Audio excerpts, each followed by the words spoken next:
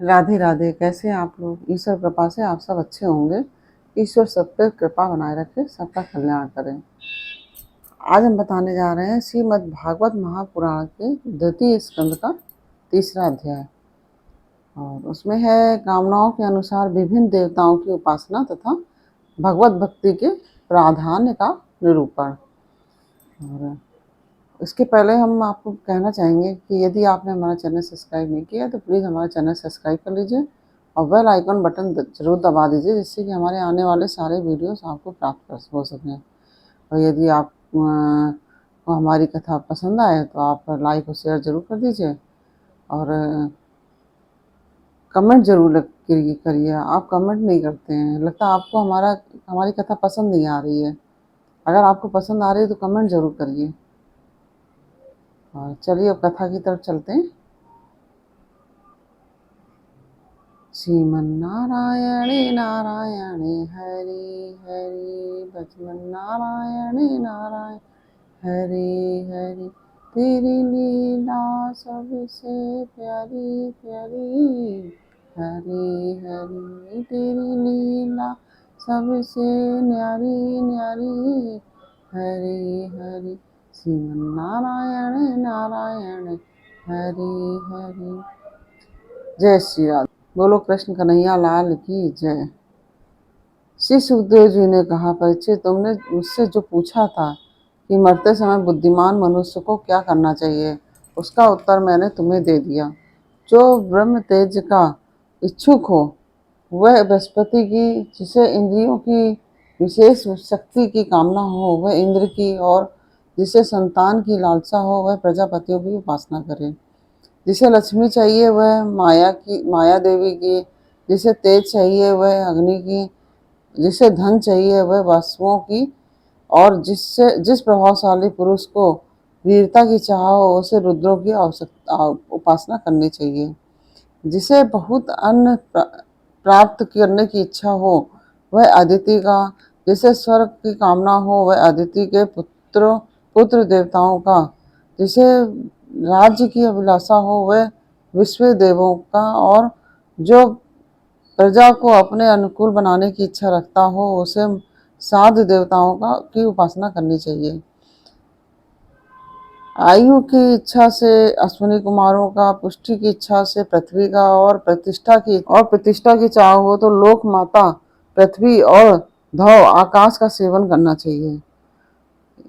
सौंदर्य की चाह से गंधर्वों की, पत्नी की प्राप्ति के लिए उर्वशी अप्सरा की, और सबका स्वामी बनने के लिए ब्रह्मा की आराधना करनी चाहिए। जिसे यश की इच्छा हो वह यज्ञ पुरुष की, जिसे खजाने की लालसा हो वह वरुण की विद्या प्राप्त करने की आकांक्षा हो तो भगवान शंकर की, और पति पत्नी में परस्पर प्रेम बनाए रखने के लिए पार्वती जी की उपासना करनी चाहिए। धर्म उपार्जन करने के लिए विष्णु भगवान की, वंश परंपरा की रक्षा करने के लिए पितरों की, बाधाओं से बचने के लिए यक्षों की, और बलवान होने के लिए मरुद गणों की आराधना करनी चाहिए।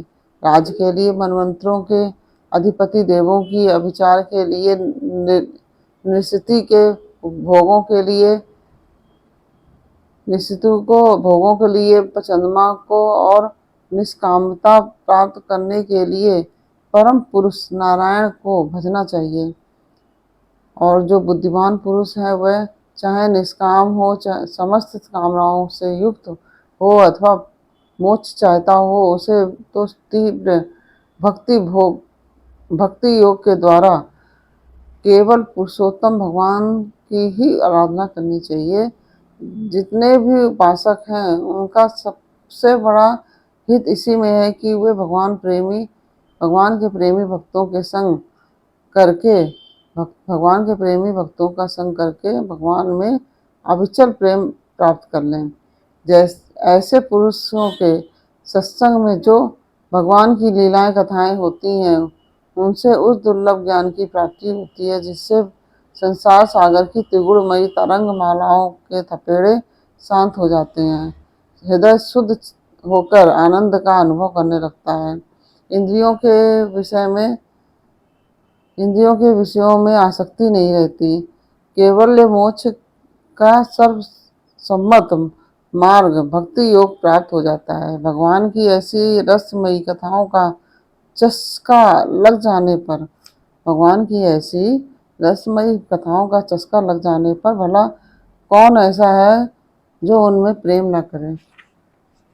शौनक जी ने कहा, सूत जी, राजा परीक्षित ने सुखदेव की यह बात सुनकर उनसे और क्या पूछा।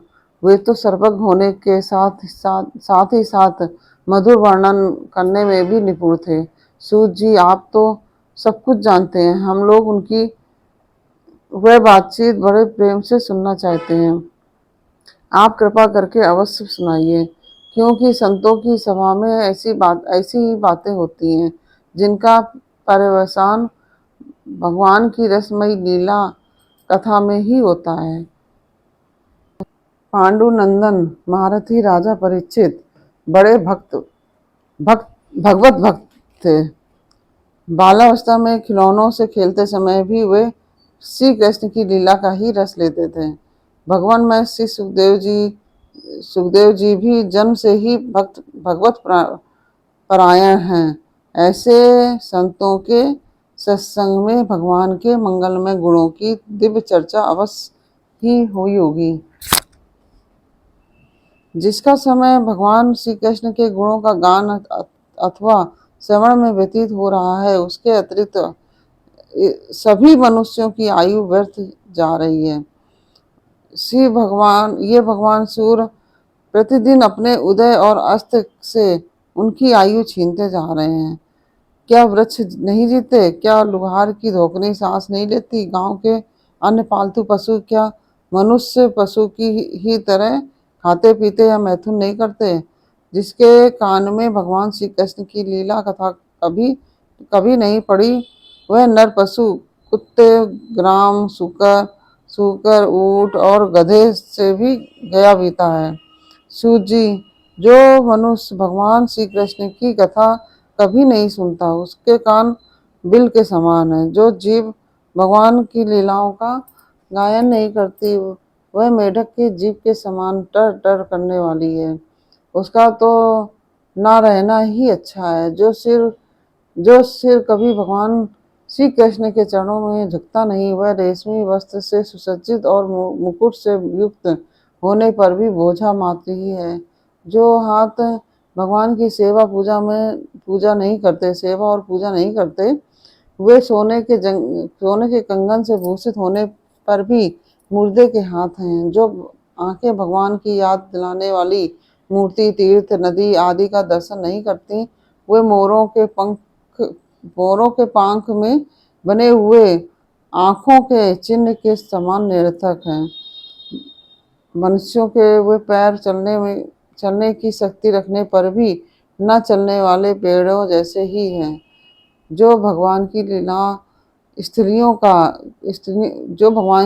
स्त्रियों की यात्रा नहीं करते, जिस मनुष्य ने भगवत प्रेमी संतों के चरणों की धूल कभी सिर पर नहीं लगाई, वह जीता हुआ भी मुर्दा है।